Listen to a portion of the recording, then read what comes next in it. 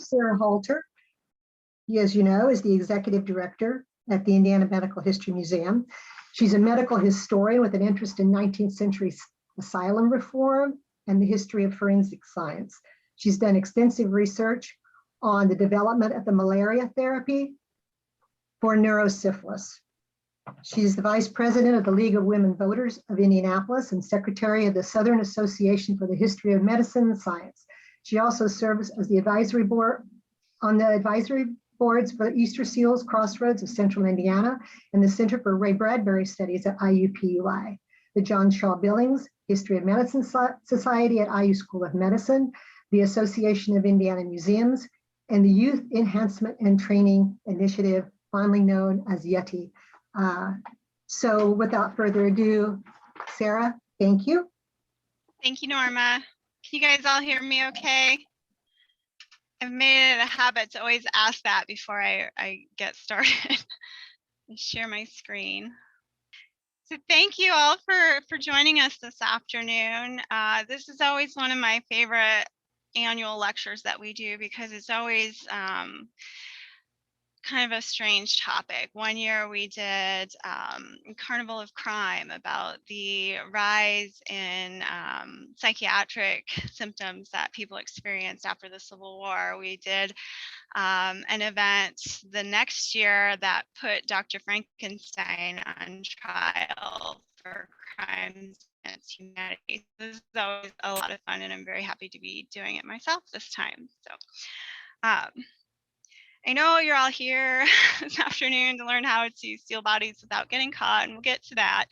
But first, as usual, I want to give you a little bit of context. The story of where medicine was leading up to this era of body snatching, why the practice existed, and how things got kind of out of hand, because they did. These are all really important stories, and they're also fascinating. And I would say every bit as fascinating as the body snatching itself. So I'm going to start there with the state of medicine. It's going to be sort of a brief overview. We're limited for time here. But then I want to focus more on body snatching itself as a practice and the things as they would have been here in Indiana later on in the 19th century. So I love this image. I start here. I found this first on Facebook, and I didn't know what it was. I just really loved it. It kind of spoke to me. It has sort of a vintage holiday card feel, which makes me smile. And I did a reverse image search on this to figure out where it was from. And it turns out, apparently, this is a painting that's hanging in a pub in Scotland. It's apparently just 100 yards or so from the churchyard where apparently some body snatching took place. So it's a fitting start to our talk here today.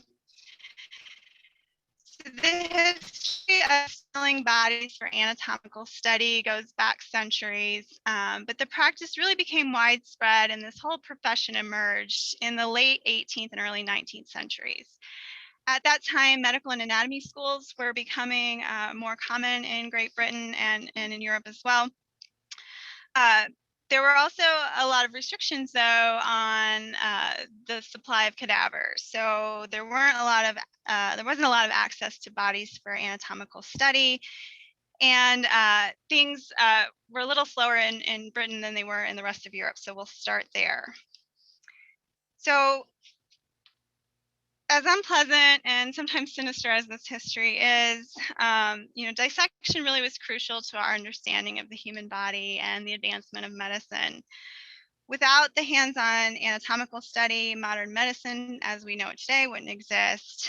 We can probably all agree that it's important for doctors to have this hands-on experience, to have this understanding of the human body, how it works, what can go wrong, all of that. And sorry, I have a fun story to tell you about my contact ripping in half while it was in my eye, so I can't see very well, and I apologize. This is all obvious to us today, but until the Renaissance, there was really no push for doctors to better understand the human body or disease. Surgery was pretty uncommon except for really superficial procedures, and even things that seem trivial to us today, like removing bladder stones, bladder stones were potentially life-threatening operations. There were also social and religious objections to human dissection in particular, as well as legal implications for performing them. So physicians, I think they were pretty confident in their sort of deeply flawed and incomplete understanding of the body and of disease. And for centuries, there were a couple of things going on. They saw little use in working to advance that knowledge of the body. The germ theory of disease, which revolutionized the way we study, diagnose, treat, and prevent disease, was not widely accepted until the 1880s. So from ancient times up until that point, the humoral theory of disease, for the most part, dominated medicine, followed by the miasmatic theory that emerged during the Middle Ages and really sort of gained momentum in the 19th century, and it sort of coexisted with the humoral theory toward the end. Originating in ancient Greece, the humoral theory posited that imbalances of the body's four humors were responsible for all human diseases. Those four humors, which are black bile, yellow bile, phlegm, and blood. When you have too much of one or not enough of the other, your body becomes unwell. And so bloodletting, purges, emetics, and blistering were all used to bring those humors back into balance, thus restoring the health of the patient. These are some images that depict bloodletting. It might involve making an incision with a knife to start the bleeding. Leeches were commonly used. And later in the 19th century, all manner of fancy devices were available, from single-bladed lancets to spring-loaded scarificators with up to 12 or 14 blades that would shoot out when you pulled the trigger. They also had special cups that were used to create suction to help you bleed more efficiently. They often used heat for that, but later some could be attached to a suction machine. I've often wondered if anyone ever siphoned by mouth. I've never come across an example of that, and I hope it didn't happen, but frankly, it wouldn't surprise me if I did find that someday. But then the miasmatic theory was something closer to reality in a lot of ways. It emerged during a time when cities in Europe were growing rapidly. Overcrowding and filth, as well as disease, were everywhere. The theory posited that diseases were caused by miasmas, which are foul smells, particles of decaying matter, these awful things that were just floating around in the air, and then once they entered your body, it would cause you to become unwell. This is Galen here at the bottom. He was a Greek physician, surgeon, and philosopher living in Rome during the 2nd century AD. He was, of course, a proponent of the humoral theory of disease, and he dominated the medical scene in the Roman Empire, and for really a long time after his death as well. He published extensively on various medical topics, including anatomy and physiology. But it was illegal in the Roman Empire to dissect a human body, so Galen dissected monkeys and quadrupeds instead. And in the picture on the top, you can see Galen dissecting a pig. He was assuming, and this is where the problem lies, that all bodies basically work the same and were arranged the same way internally. And that's not a completely ridiculous thought, really. And to some extent, it's true. But there are some pretty big differences between, say, cows and pigs and humans in the way that our bodies function. We do owe so much to Galen. His work was a huge leap in medicine, but he really wasn't able to take it further. Others should have been able to pick up where he left off, but instead Europe slipped into the Dark Ages. The problem with Galen really wasn't Galen. The problem rose due to his fame, both during his life and for many centuries after. Also to the Dark Ages, which followed the collapse of the Roman Empire in the West. And this is a time in which a lot of our knowledge sort of vanished, at least in Europe. It's a different situation in Arabian countries. But in Europe, we sort of forgot everything we knew. So the drive to kind of push this further, as well as the freedom to do that, just wasn't there. And so for many centuries, about 1300 years, it was kind of rare for people to speak out against Galen or to question his findings or his ideas.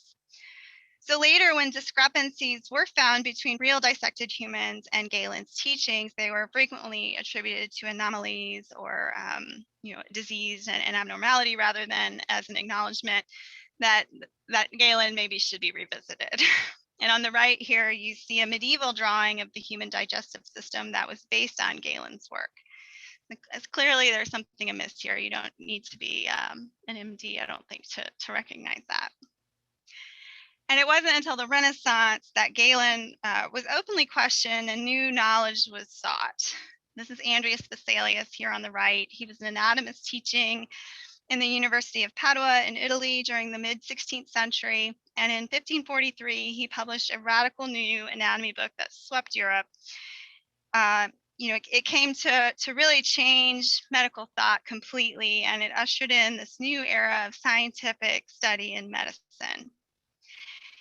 In the book, he shared his firsthand knowledge of the human body that was based on his own dissections of executed criminals, human criminals. And though it had its own flaws, it was vastly more accurate and more detailed, and therefore more useful to physicians than a lot of what Galen had to offer. The illustrations in the book are just incredible. I think they're tattoo worthy. If anybody's looking for a tattoo, I would suggest checking out Andreas Vesalius. But they're, something that caused a bit of a sensation in Europe when they came out, because they were so beautiful and extremely realistic depictions of the muscular and skeletal systems and internal organs.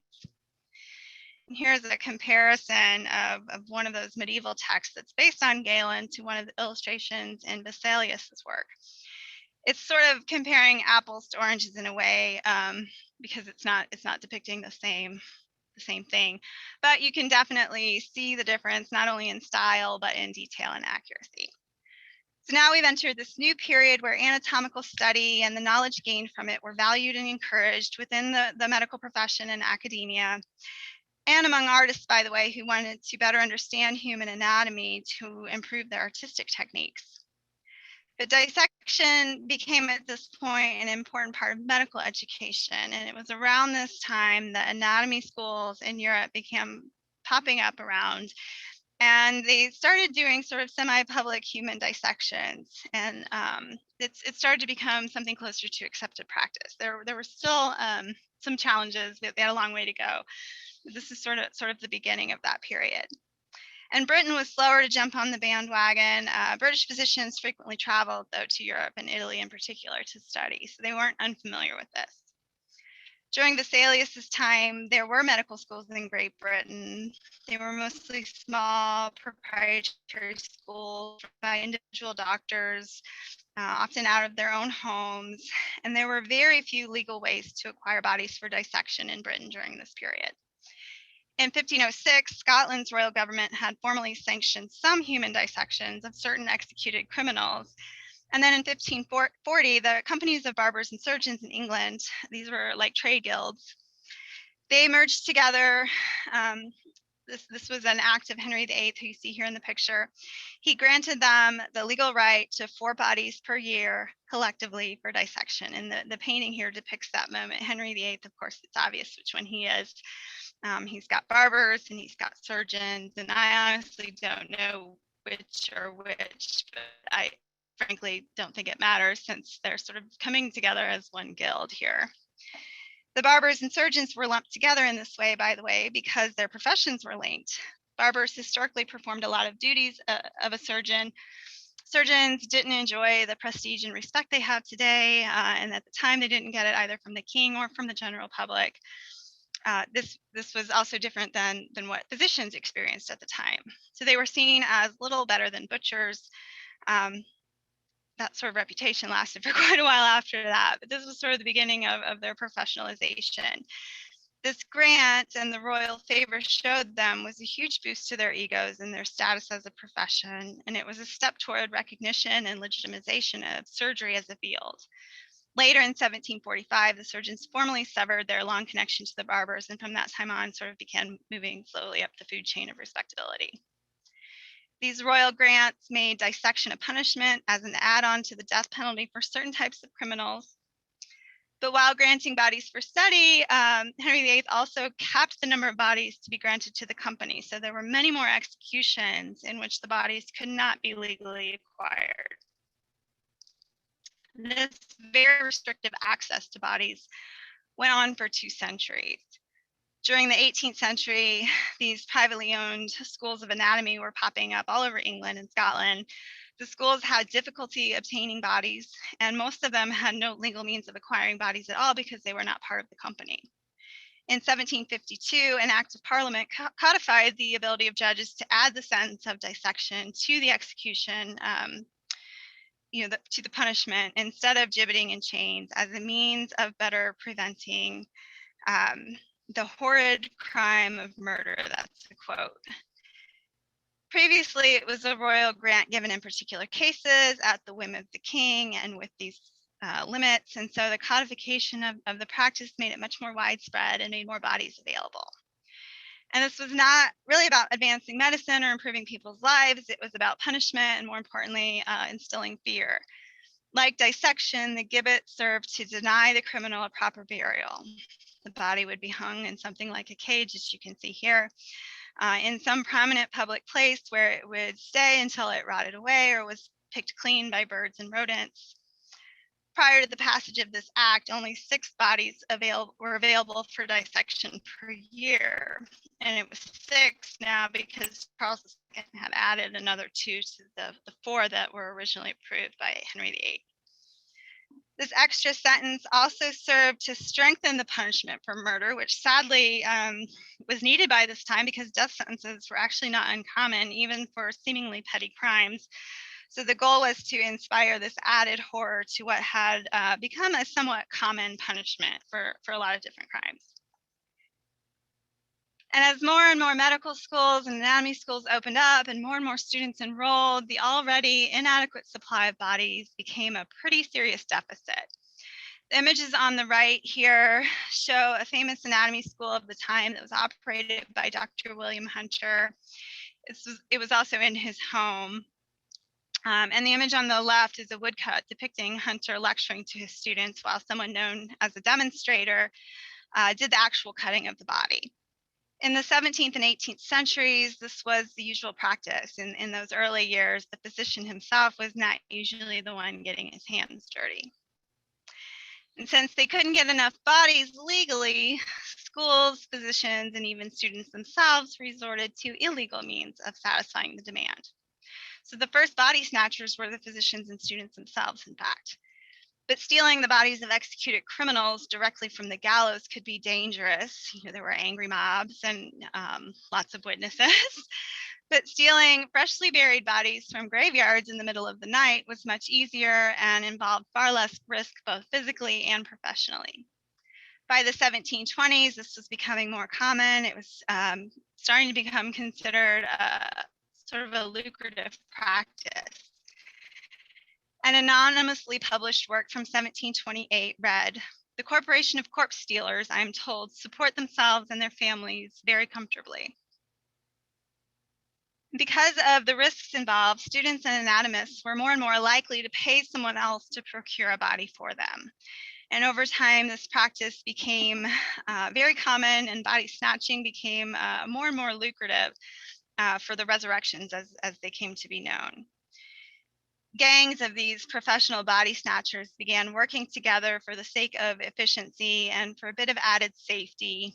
These were gangs that sometimes clashed with each other, and there's evidence of competition sometimes leading to turf wars. They were informing on each other, informing on rival gangs, and sometimes there was violence, and we see this later in Indiana as well. But working in small groups allowed at least one person to stand guard while the others worked together to remove the body. And this was important. It made the work easier and quicker, and it helped the resurrectionists to avoid detection.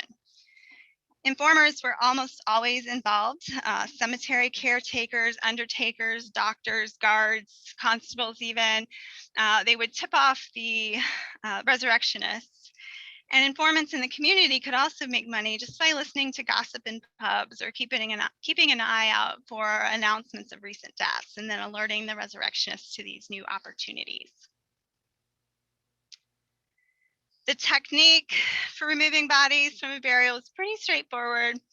You would dig a hole over the head of a fresh grave, break into the head of the coffin, either breaking through the top if it was a cheaply made coffin, or if you really had to, you could pry open the lid. You would pull the cadaver out using a rope or a hook.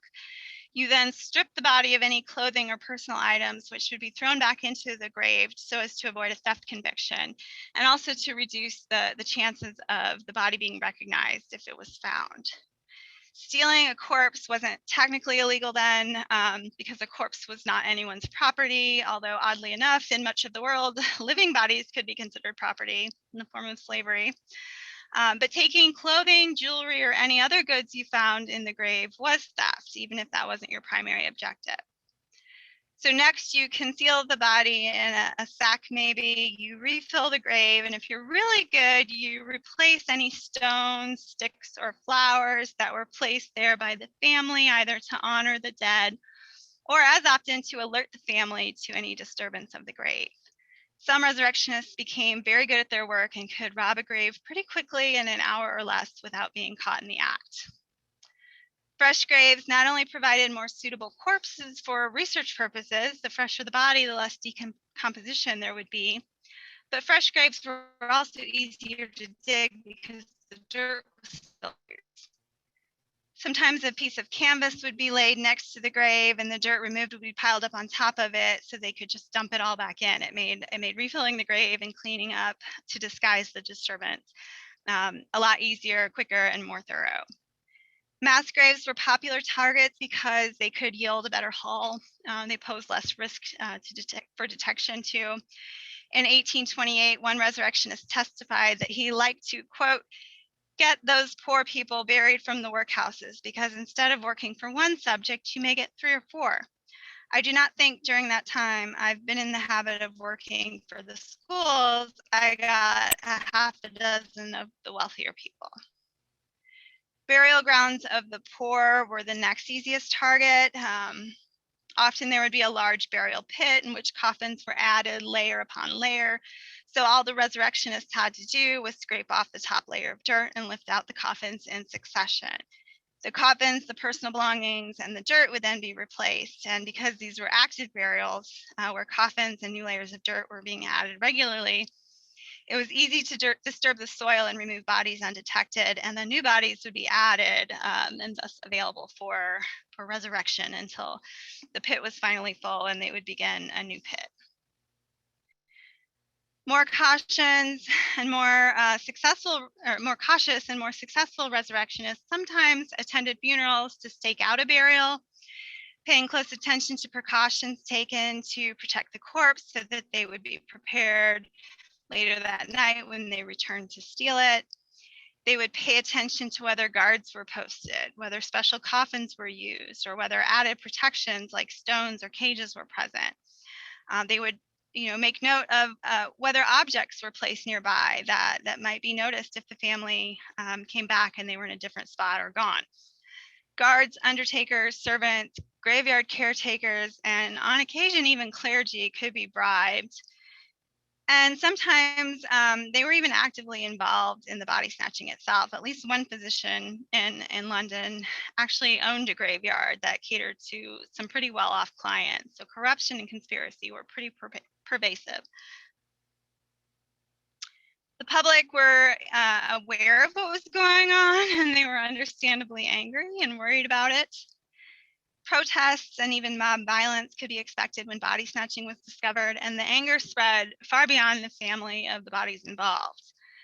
When several bodies were found to be removed from a graveyard in Lambeth, England in 1795, the vestry records read in part, "In consequence of such a discovery, people of all descriptions whose relatives had been buried in that ground resorted thereto and demanded to dig for them. Being refused, they in great numbers forced their way in, and in spite of every effort the parish officers could use, began like mad people to tear up the ground.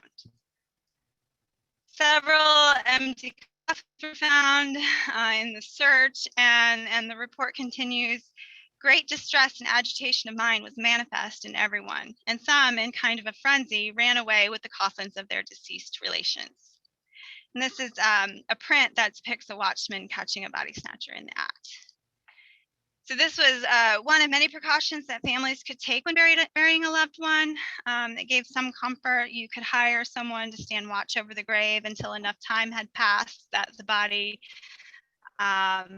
would no longer be appealing to medical schools. But it cost money, and so for the poor, options were more limited. In order to protect graves and bodies from desecration, graveyards, churches, and even families could hire guards to watch over the graves at night, as long as they weren't corrupt or actually working for the resurrectionists. They could ensure that graves were not disturbed.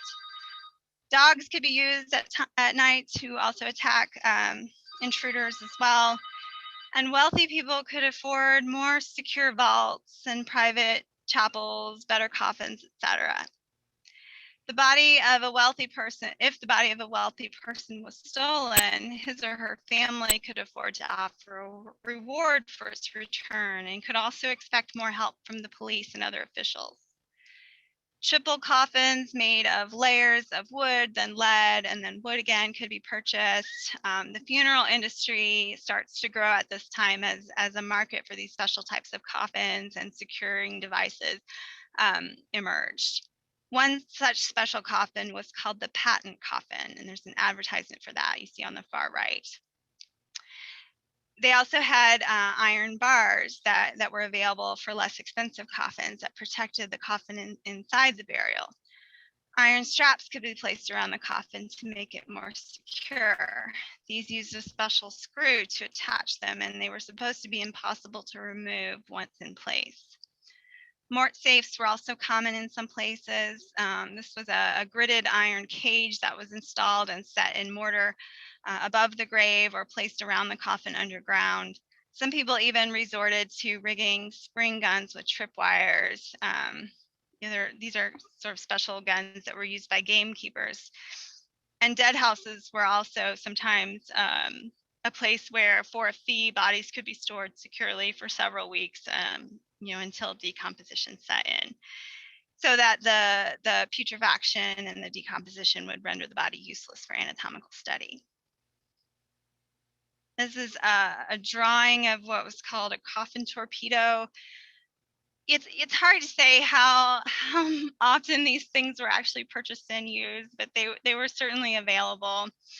This one is essentially rigged so that if the coffin was disturbed, the whole thing would blow up, basically. It seems to me that if a family didn't want their loved one's body dissected, they probably also wouldn't want it blown to pieces, but maybe they're just proving a point. But these are available should you desire one. Middle-class tradesmen could afford deeper graves. They could sometimes afford double coffins and plots in private graveyards that did tend to be more secure. And poor people weren't completely without options. They sometimes used a mixture of sticks and straw and mud to fill the graves. That made it a lot harder to dig. It could deter resurrectionists who didn't want to take the time to do that. And communal watch houses were sometimes erected where townspeople could take turns at the watch. They could also use large stones to be placed over the coffin before the grave was filled in. All of this body snatching sort of reached its peak in Great Britain in the 1820s. It took a lot longer in most of the United States, and we'll get to that. It definitely took longer here in Indiana. But in Great Britain, there was a law passed in 1832 that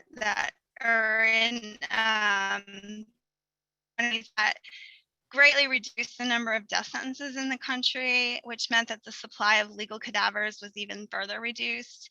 And then in 1828, these two resurrectionists named William Burke and William Hare, you can see them here on the top left, they were arrested in Edinburgh for murder, and one was tried. The other reached a deal, but it's a pretty commonly known case, at least a version of it in pop culture. For the sake of time, I won't go into all the details, but for those of you who aren't familiar with them, Burke and Hare took body snatching to a much darker level.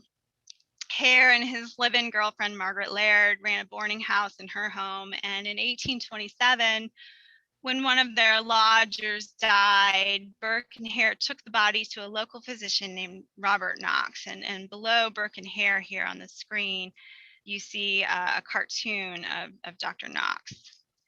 Dr. Knox purchased the body from the pair and indicated that if they came across any others, he would love to purchase those as well. And so when another lodger became sick early the next year, this new opportunity presented itself. But this time, Burke and Hare were a little too impatient. They didn't want to wait for him to die naturally.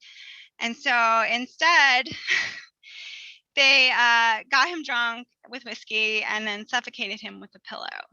So then they took his body to Dr. Knox. So this method of killing left the body intact for dissection, and it also, drew less suspicion. So recognizing the potential financial gain here, Burke and Hare began preying on the poorest, most destitute people in the area, killing them in the same manner and then selling their bodies to Dr. Knox. Their victims were usually people who would not likely be missed or whose disappearances wouldn't surprise anyone. They were mostly prostitutes, elderly shut-ins, disabled neighbors, or transient types. But when one of their victims, a well-known prostitute, disappeared in the boarding house and another couple in the lodging became suspicious, they discovered her body under a bed and called the police. So the police showed up to investigate, but by then the body had been removed. It led to an investigation that sort of led them to the doorstep of Dr. Knox. Burke, Hare, and Margaret were all arrested. Hare testified for the prosecution against Burke and was granted immunity from prosecution himself. He was heavily persecuted by the public, though, as you can imagine, and he fled the country. He's thought to have died in a workhouse in Ireland. But after a sensational trial, Burke was executed on January 28, 1829, and his body was dissected. The skin was removed and made into card holders and other souvenirs. It was used to bind a book that, along with his skeleton and a death mask of Burke and the life mask of Hare, are all still housed in the Surgeons' Hall in Edinburgh. So it's not really clear whether Dr. Knox knew that these were murder victims. He most certainly knew that these were not legal. But he was cleared of involvement, and after a kind of a public backlash, and then in 1831 there was another sort of similarly ghastly and sensational case that led to the passage of the 1832 Anatomy Act. The 1831 incident is interesting. It was a group of London resurrectionists who were known as the London Burkers, and they sort of modeled their own business practices on Burke and Hare. So the public outcry was substantial. This was an act of parliament that granted licenses to doctors, anatomy professors, and students to perform dissections in exchange for assurances of proper and respectful treatment of the dead. It regulated the distribution of bodies and the teaching of anatomy. It allowed individuals to donate their bodies for study, provided that no living relatives objected. And it allowed dissection not only of executed murders, but also of any unclaimed bodies in hospitals, prisons, and workhouses. So the act more or less supplied the field with the bodies it needed. It was a huge step forward, effectively ending the practice of body snatching, at least in Great Britain. But there's also a pretty dark side of this story too, because as it protected the bodies of middle and upper class people at the expense of the lower classes, especially the destitute. So I think it's important to acknowledge that here, though it's a story for another time. But in the US, they were paying attention, but things were slower to change here. Body snatching existed across the United States, and every state in kind of a very similar situation as you saw in Great Britain before the passage of the 1832 Anatomy Act. In any place you had medical schools, you also had a demand for cadavers and a black market industry for supplying them. individual states could establish or not their own anatomical laws and provide bodies to medical schools or not, kind of as they deemed fit. Each state in the US was different, but very few adequately provided cadavers for dissection. Most state laws severely restricted such legal access, like here in Indiana, and some states had no laws at all. There were others that had sort of additional laws, like Georgia, for example. Not only was there no legal means to acquire cadavers, but the act of dissection itself was in fact illegal there until 1887. Laws similar to the 1832 Anatomy Act were not unheard of in the US, though. Massachusetts passed theirs, in fact, a year before Britain's in 1831. Connecticut followed suit in 1833, then New Hampshire in 1834. Michigan was also an early adopter in 1844. And what many of these laws did and what the Anatomy Act did was make more bodies available for dissection and establish anatomical boards as a way for states to regulate the collection and distribution of eligible bodies. They were designed as a solution to the problem of body snatching. By the turn of the last century, most states had similar laws in place. There were a few holdouts. Tennessee was one of the last to get on board. They didn't have strong anatomical laws until the 1920s, and as a result, body snatching persisted there a lot longer than it did in other places. But by the 1930s, body snatching was pretty rare throughout the United States. Prior to the establishment of our anatomical laws in Indiana, we had a couple of laws that touched on dissection of bodies, but they were really designed more to prevent medical schools from acquiring them rather than supplying them. And it was pretty restrictive. So Indiana's first medical school, Indiana Medical College, opened around 1840 in LaPorte, Indiana. It was short-lived. It closed just a few years later, and then there was a merger with a school that opened here in Indianapolis in 1851. Over the next decades, new medical schools began opening and closing all over the state. It was pretty inconsistent until several small proprietary schools merged together to form what is now IU School of Medicine in 1903. This chart here, which is in our collection here at the Indiana Medical History Museum, sort of shows the evolution of Indiana's early medical schools, the years in which they operated, which merged together or disappeared, and all of those things. At the very bottom, you find the establishment of IU School of Medicine. So in 1903, that came to be, although it was actually in Bloomington for the first couple of years and then moved to Indianapolis. Once Indiana did have medical schools in the mid-19th century, they sometimes didn't last long. They changed frequently, but they were fairly in line with medical schools of the eastern part of the country. These images are not from Indiana schools, but for a lot of the schools, the experience was very similar.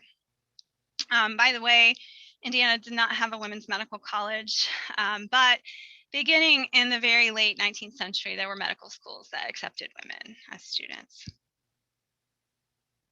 These were small schools, but there were a lot of them, and they needed cadavers for anatomical education. By the late 1880s, it was required that medical students in Indiana have some experience with dissection, but the law didn't provide any means for students to gain that experience. So again, wherever there was a medical school, there were cases of body snatching, and these are reported frequently in Indiana's many newspapers beginning in about the 1860s. The situation grew worse as the demand increased, and several scandalous incidents were reported that implicated local medical schools and in particular physicians. Some involved pretty large-scale grave robbing. Sometimes arrests were made, but it was usually the resurrectionists who were punished, not the physician or the schools. And in 1878, an incident which actually occurred in Cincinnati, Ohio, but had a very strong connection to Indiana, captured the state's attention. When Benjamin Harrison's father, John Scott Harrison, died in 1878, he and his family traveled to the family home in North Bend, Ohio, which is a suburb of Cincinnati, to pay their respects and bury the family patriarch. While they were visiting the cemetery before the funeral, the family noticed that the grave of Benjamin Harrison's recently deceased nephew, Augustus Devon, who'd just been buried the week before, had been disturbed. And upon further investigation, it was confirmed that the body had been stolen from the grave. So, shocked and horrified by the discovery, Harrison took some pretty expensive precautions to ensure that his father's grave would remain undisturbed. He hired a guard. He purchased a metal coffin that would be buried within a brick vault. And after this very sturdy coffin was lowered into the grave, he had large stones placed on top of it. The largest one was on the end of the coffin where the head was. That's where the resurrectionist usually struck. And then two smaller but still substantial stones were placed on the foot end of the coffin. And then all three of these stones were cemented together before the grave was filled in with dirt.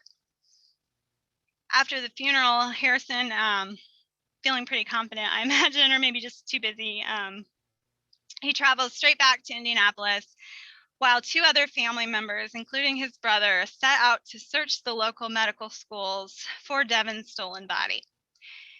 In the first school they checked, the Ohio Medical College, they searched in vain for quite some time and almost gave up before one of the men noticed that a rope was kind of oddly placed in an air vent, and it was taut. It looked like something heavy was hanging from it. So they demanded that it be pulled up, and were very shocked when the body they pulled from the vent was not the missing Augustus Devon, but was in fact John Scott Harrison, who had just been buried not 24 hours earlier with some pretty extensive precautions taken.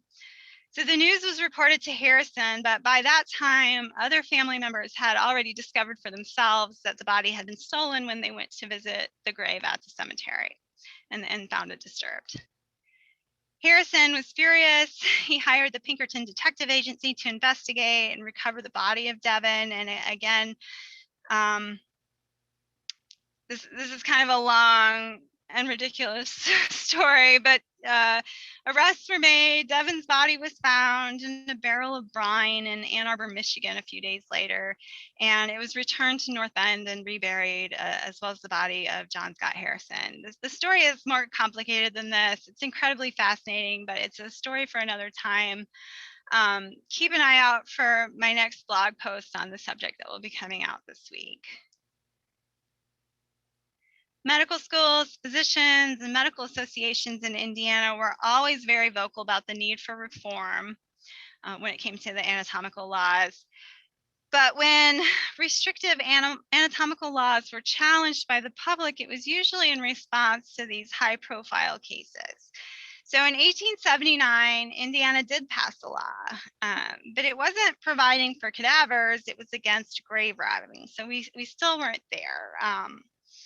The 1879 law officially made all of the following a crime: disturbing a grave, removing a corpse from a grave, concealing a stolen corpse, burying a stolen corpse, not providing records for bodies received illegally, not getting a receipt for a legally acquired corpse, creating false documentation of receiving a corpse, and for dissecting a corpse for which there is no official record.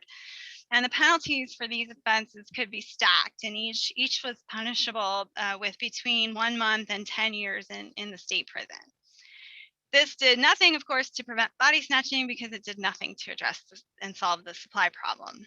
Several states had much better laws by this time, including Ohio, who almost immediately passed one in response to the same incident that inspired this 1879 law in Indiana. The medical community redoubled their efforts. They began lobbying the General Assembly and publicly denounced Indiana's short-sightedness. They stressed the importance of anatomical education. They lamented the fact that medical students would flee to neighboring states for medical school because they couldn't get the cadavers they needed here. And they feared that those graduating physicians would not return to practice in Indiana after they graduated. They railed against the state for including in their law that required medical education and also passing a test in order to practice medicine in the state.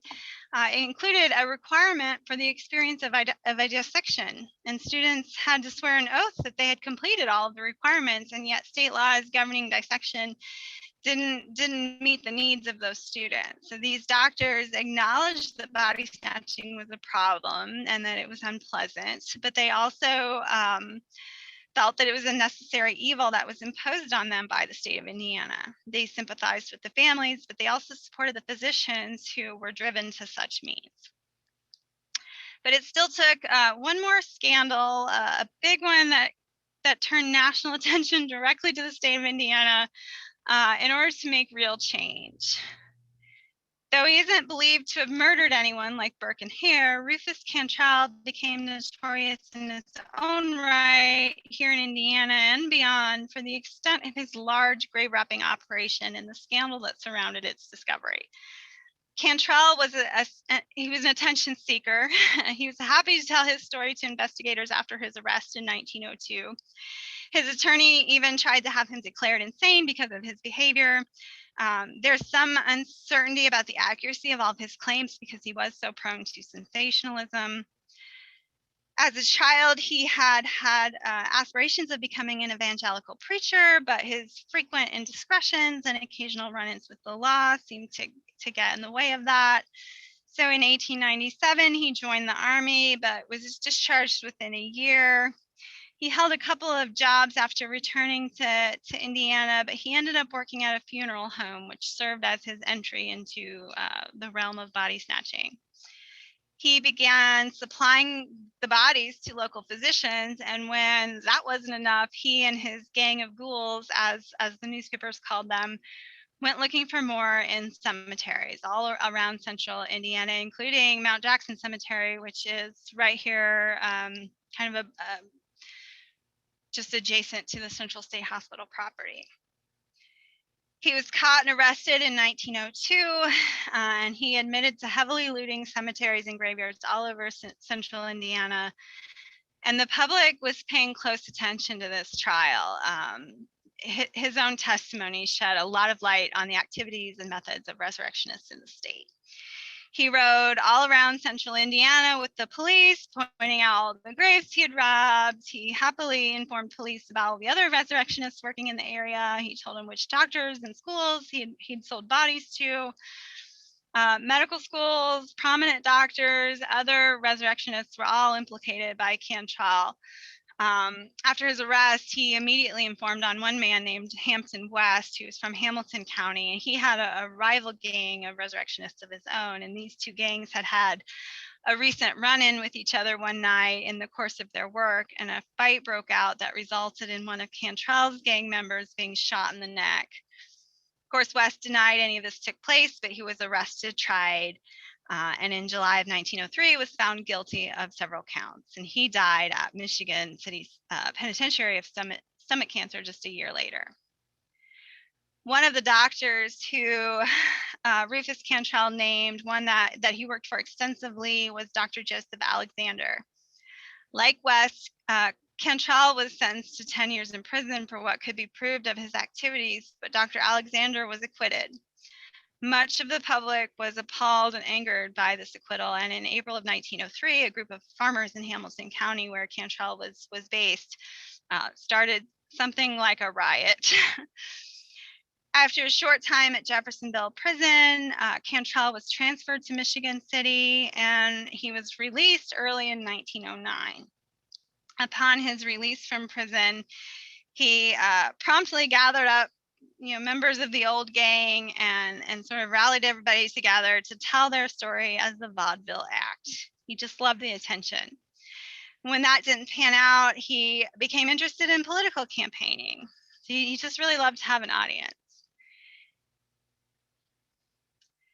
And in February of 1903, shortly after his conviction, finally, an act for the promotion of anatomical science to prevent the desecration of graves finally passed and was signed into law here in Indiana.